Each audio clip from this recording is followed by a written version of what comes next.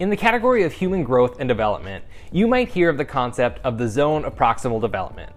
According to Vygotsky, the Zone of Proximal Development is what a child is capable of doing with the help of another person. His view is that within this zone, that is where all learning occurs. We're going to get into all of this more, but first, my name is Keegan. I recently graduated with a master's degree in counseling. I make videos like this to help you prepare for the NCE, the CPCE, or whatever counseling exam you have coming up. If we think about the zone of proximal development, the idea is that a parent, guardian, teacher, or even another student are able to provide help in a way that helps the child or the learner grasp new concepts in a way they couldn't have otherwise. If we think about the zone of proximal development in terms of circles, the center circle would be what the person already knows.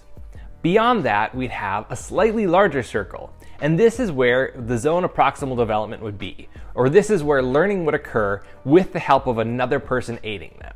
And outside of the zone of proximal development, that circle would represent what a person cannot do, even with the help of another person.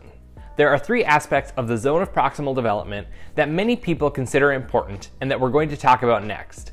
But first, if you're enjoying this video and finding it helpful, please help me out by giving it a like and subscribing so you don't miss any future videos. The first aspect of the zone of proximal development that we should talk about is what Vygotsky called the more knowledgeable other. As mentioned previously, this might be a parent, guardian, teacher, or even a peer or other student in the class.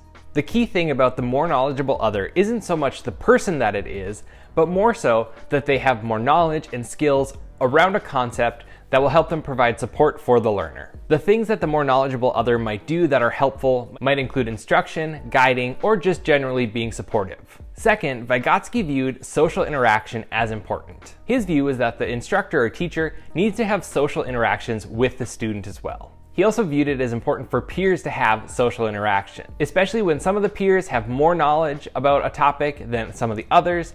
That social interaction can be helpful for those with less knowledge to learn more. In other words, some of the peers might have a good grasp of a concept, while others might still be in the zone of proximal development, and those interactions between those two groups are important. Finally, the third aspect of the zone of proximal development that is important for us to talk about is the idea of scaffolding.